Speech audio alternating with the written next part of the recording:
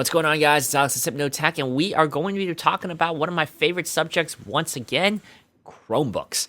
Today, we're taking a look at a really popular Chromebook out there, one that I should have reviewed a long time ago, but you're seeing discounts everywhere, so I think it's a good time to talk about this again right now. We're talking about the HP Chromebook X2. It's a detachable Chromebook, one of the big competitors to the Google Slate. And here are my thoughts on our full review of HP's flagship Chromebook.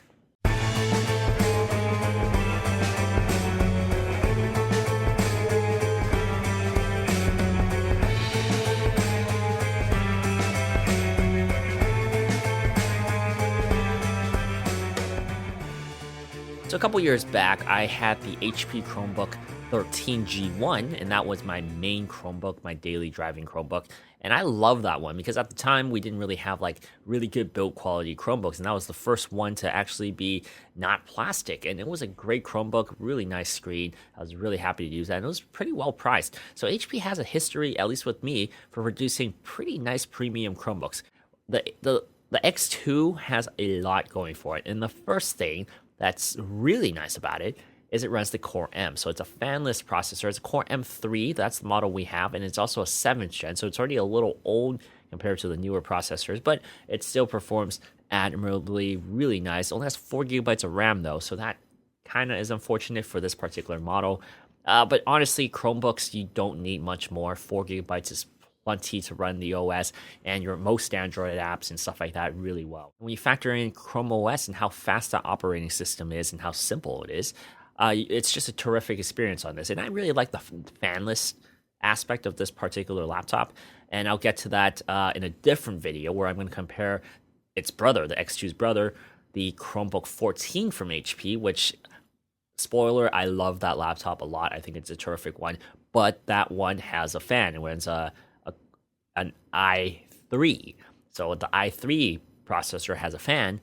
This Core M3 does not have a fan. So there is a difference here, and we'll talk about that in that video. So stay tuned for that in the near future. And to continue on with getting some specs out of the way, we have a 12.3-inch screen. It's a very nice big screen that's better than Quad HD. It's an IPS display.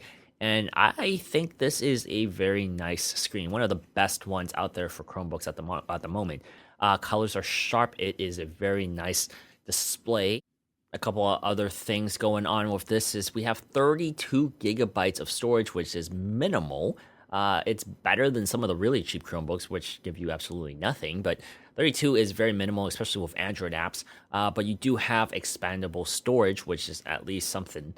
And then you have 2 Type-C USB 3.0 ports, which is terrific, one on each side of the laptop, so you don't have to fight to get your cable on one side or the other. You have it on each side, and that's terrific. You can also plug in additional accessories if you need through USB-C. The pen's actually included in your purchase. That's terrific. It's not like the Microsoft Surface Pros or the Apple Pencils and the Google Pixelbook ones where you have to purchase an additional accessory. This is actually included, and they even include an area for you to store the pen on the keyboard. So it's flimsy and it gets in the way sometimes, but at least it's there. They gave you an option to put the pen in there. So thank you, HP, for doing that. That's awesome. I wish more companies would just throw in these things. And it's not even just like a throwaway. This is a pretty decent stylus. It's better than the cheap $15 to $30 range stuff that you can get on Amazon.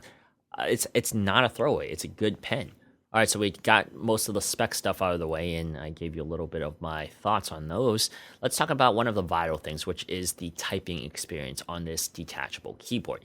So this is a very basic detachable keyboard. You have 2 magnetic mounts that slap the Chromebook tablet, the tab, into place with the keyboard, the included keyboard. HP is trying to make it feel like it's a premium typing experience with the materials. It's not, but it's a decent typing experience. The keys are too shallow for my liking, but it's not bad.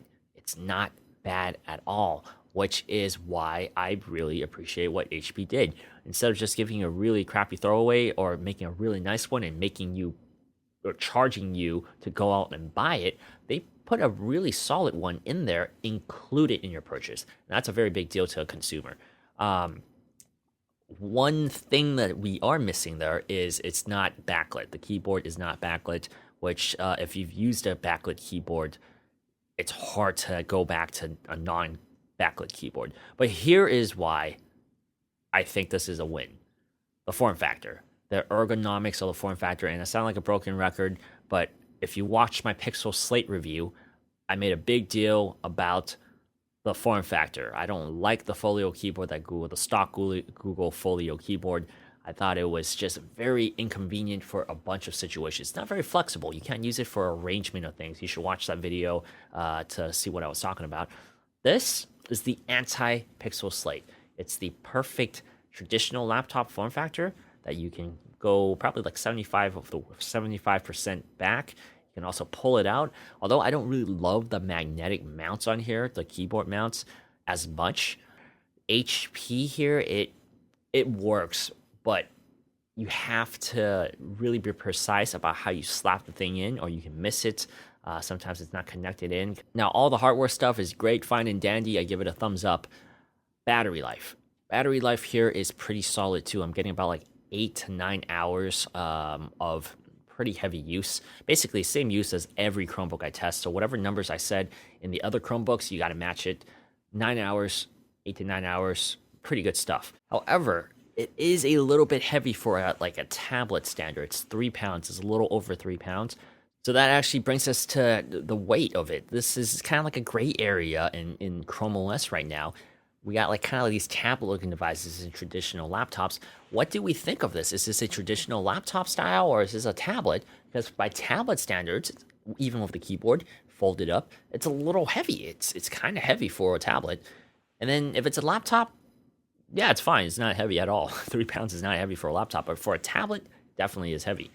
And that about wraps it up for this video. I think this is a terrific Chromebook, and even though the processor is a couple years old now, I still think it's a great purchase, especially with the price drop at about like $399.